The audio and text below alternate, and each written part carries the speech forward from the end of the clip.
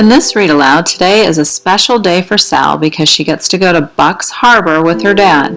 But when she wakes up to brush her teeth, she discovers something shocking. Her tooth is loose.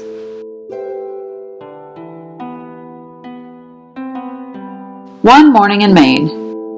Written and illustrated by Robert McClosky.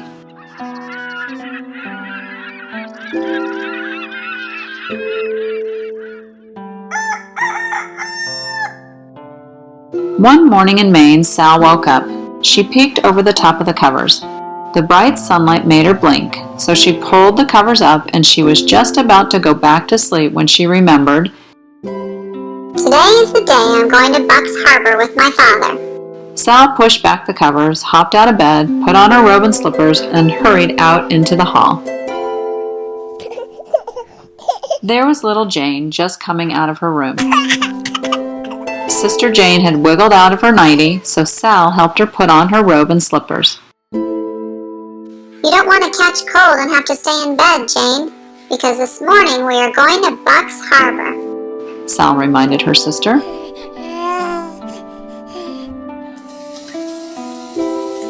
Together they went into the bathroom to get ready for breakfast. Sal squeezed out toothpaste on Sister Jane's brush and said, "Be careful, Jane, and don't get it in your hair."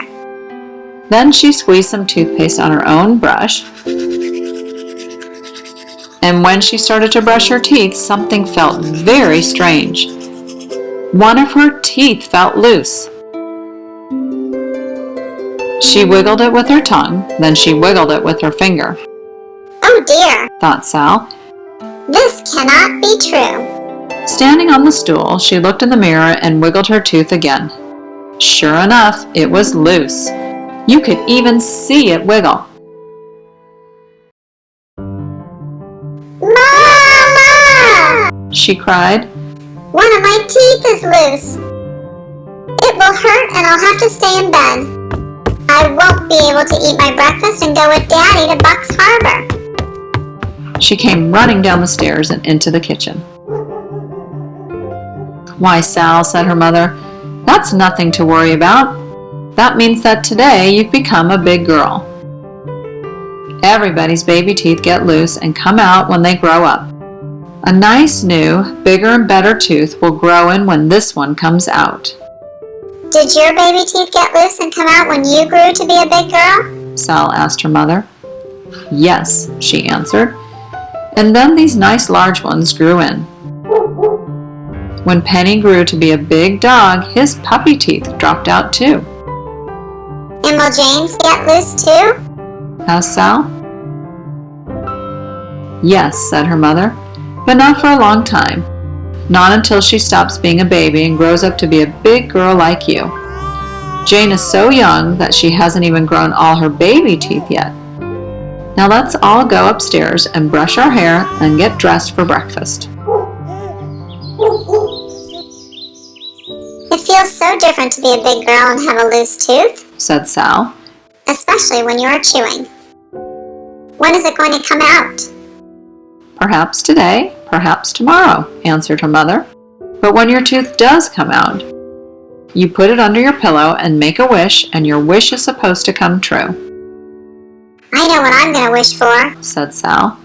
"a nice cold choco." "But you mustn't tell anybody your wish, or it won't come true." "It's supposed to be a secret wish," cautioned her mother. "Now finish your milk, Sal. Then you can go out on the beach and help your father dig clams for lunch." "I'm a big girl, and I can help him dig a lot of clams fast," said Sal. "so we can hurry up and go to Bucks Harbor." After breakfast, when Sal went out to help her father, she saw a fish hawk flying overhead carrying a fish. "I have a loose tooth," Sal called up to the fish hawk. The fish hawk flew straight to her nest on top of a tree without answering. She was too busy feeding breakfast to her baby fish hawk. Sal wondered for a moment if the baby fish hawk had any teeth to chew his breakfast. Then she started on down toward the beach where her father was digging clams. When she came near to the water, she saw a loon. "I have a loose tooth," she called to the loon. And today I have started to be a big girl. The loon didn't say anything but kept swimming in circles. Then he ducked his beak in the water and snapped out a herring. Then he swallowed it whole without a single chew. Perhaps loons don't have teeth, thought Sal, and she was just turning to go on her way when a seal poked his head up out of the water. I have a loose tooth, Sal said to the seal, and the seal, being just as curious as most seals, swam nearer to have a good look. See? said Sal, and she walked closer right down onto the slippery seaweeds at the water's edge. The seal swam nearer, and Sal was stooping nearer when... Oops! She slipped on the seaweed and fell, kasploosh! The seal disappeared beneath the water, and the loon laughed. Wahoo! Sal wasn't hurt a bit, so she laughed too. Then she got up carefully and started on down to the shore to help her father dig clams.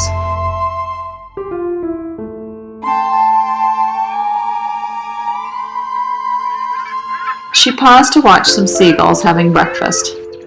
They were dropping mussels down on a rock to crack the mussel shells just like nuts. Then they flew down to eat the insides.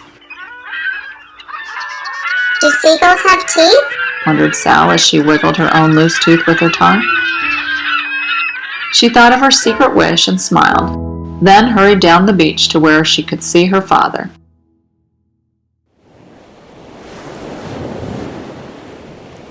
Daddy, I have a loose tooth, she shouted. And when it drops out, I'm going to put it under my pillow and wish a wish. You can even see it wiggle. Her father stopped digging clams to watch while Sal wiggled her tooth for him. You're growing into a big girl when you get a loose tooth, he said. What are you going to wish for when it drops out? I can't tell you that, said Sal solemnly. because it's supposed to be a secret wish. Oh yes, so it is, Her father agreed. May I help you dig clams? Sal asked. I'm almost finished, He replied. but you can help if you like. First you must take off your shoes and socks and roll up your pants too, so that they won't get all wet and muddy. Sal took off her shoes and socks and put them on a dry rock. She rolled up her pants and waded into the muddy gravel to help her father. He dug in the mud with his clam rake, and then they looked carefully and felt around in the muddy hole for clams. I found a tiny baby one, said Sal. You certainly did, Said her father. but it's too small. We just keep the large ones like this. Let's put the baby clam back in the mud so he can grow to be a big clam someday. He is such a baby clam, I guess he is too small. She agreed. I guess he isn't even big enough to have all his baby teeth. Said Sal, placing the tiny clam tenderly back in the mud. Clams don't have teeth. Grunted her father, digging another rake full of mud. Not even big clams have teeth? Asked Sal. Not even big clams. Her father assured her. Do baby fish hawks and big fish hawks have teeth? Asked Sal. No, Said her father. Do loons have teeth? She asked. And gulls? no. Do seals have teeth? Yes, they have them. He answered. And do their teeth get loose like this? Asked Sal, opening her mouth to show her loose tooth. Ow! She said with a great surprise. She felt with her tongue, and she felt with her muddy fingers. Why, it's gone! She said sadly, feeling more just to make sure. The loose tooth was really and truly gone. The salty mud from her fingers tasted bitter, and she made a bitter-tasting face that was almost a face like crying. Did you swallow it, Sal? Her father asked with a concerned smile. No, She shook her head sadly. I was too busy asking to do any swallowing. It just dropped itself out. It's gone, and I can't put it under my pillow and make my wish come true. That's too bad. Her father sympathized. But you are growing into a big girl, and big girls don't cry about a little thing like that. They wait for another tooth to come loose and make a wish on that one. Maybe we can find my tooth where it dropped, said Sal, hopefully feeling around in the muddy gravel where the clams live. Sal's father helped her look, but a muddy tooth looks so much like a muddy pebble, and a muddy pebble looks so much like a muddy tooth, that they hunted and hunted without finding it.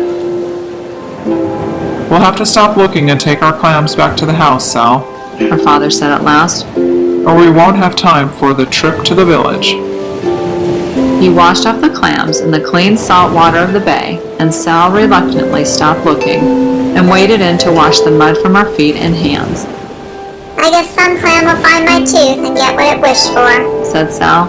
If we come back here tomorrow and find a clam eating a chocolate ice cream cone, why, we'll have to take it away from him and make him give my tooth back too, she said.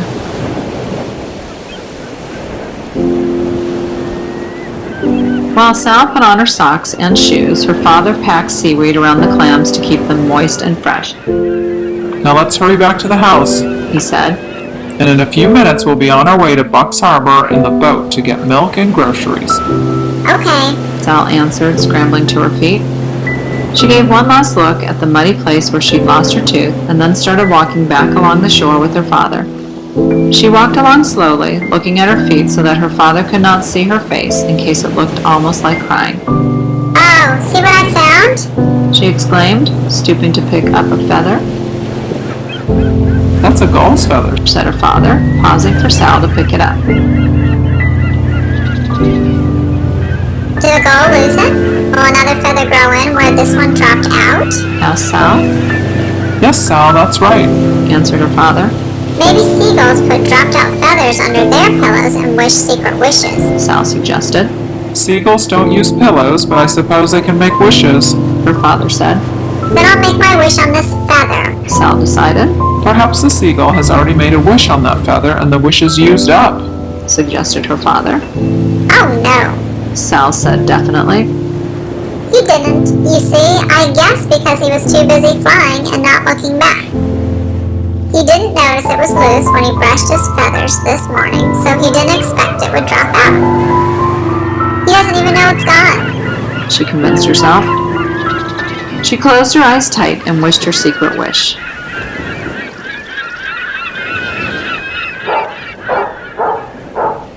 When they reached home, Sal's mother and sister Jane were waiting with a box of empty milk bottles to return to the store and a list of things to buy.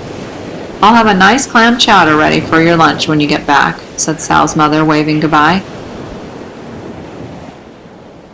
I'll take good care of Jane, Sal promised. I'm a big girl and I can watch so she doesn't tumble into the water. Sal and Jane and their father went down to the shore and got aboard their boat. Sal and Jane put on their life preservers while their father prepared to start the outboard motor. He pulled and he pulled on the rope to start it, but the outboard motor just coughed and sputtered and wouldn't start.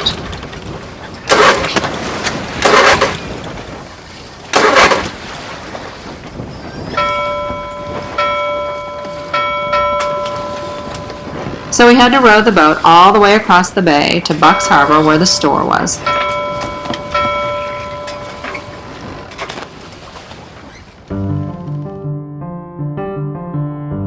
The harbor was full of boats, and Sal's father rowed their boat among them up to a landing and tied it so it would not drift away while they were at the store.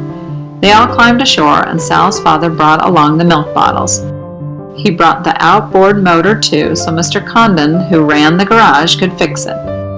As they came up the path to the village, Mr. Condon was outside his garage putting gas into a car.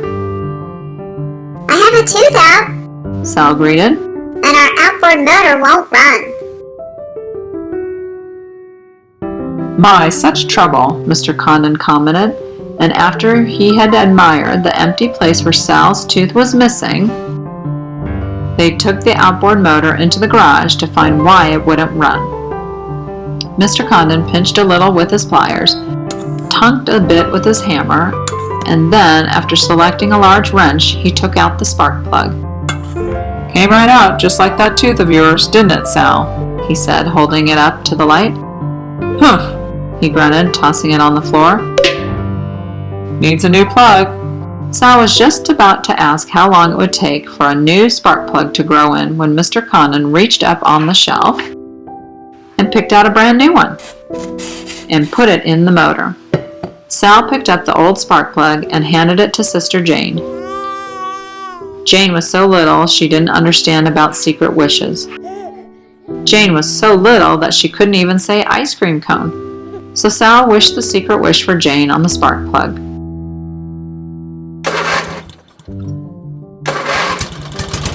Mr. Condon pulled the rope and the motor started right up just as good as new. Sal's father thanked him and picked up the motor and the milk bottles.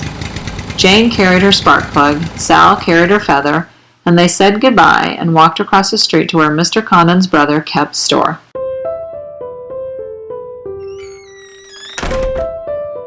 Well, look who's here, said the Mr. Condon who kept store. I have a tooth out. Sal shouted, returning Mr. Condon's greeting. She showed the empty place where her tooth had been, first to Mr. Condon, then to Mr. Ferd Clifford and Mr. Oscar Staples, who were sitting in the store talking about trapping lobsters and how the fish were biting. Don't put your tongue in that empty place, Mr. Clifford advised. and a nice shiny gold one like mine will grow in. But I didn't know soon enough. Said Sal, looking confused. Ha! Said Mr. Condon, chuckling. Don't you go worrying about everything these jokers suggest. I don't suppose, He added, opening up his freezer. that you could eat an ice cream cone with one of your teeth out. Oh, yes, I could. Said Sal. And it's supposed to be chocolate. And this little lady? He questioned, turning to Jane. Hers is supposed to be vanilla so the drips won't spot. And you better push it together tight so it won't drop off. Sal dictated. Because she's almost a baby and doesn't even have all her first teeth.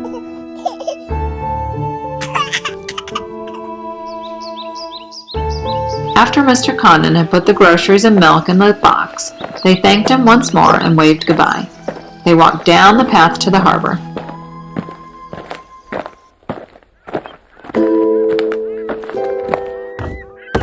And down the runway to the float where their boat was tied. They all climbed aboard, carrying the outboard motor, the box of milk and groceries, the feather, the spark plug, and the ice cream cones. While their father fastened the outboard motor to the boat, Sal and Jane finished their ice cream cones. I want more. Jane demanded. Silly. Exclaimed Sal. Our wishes are all used up.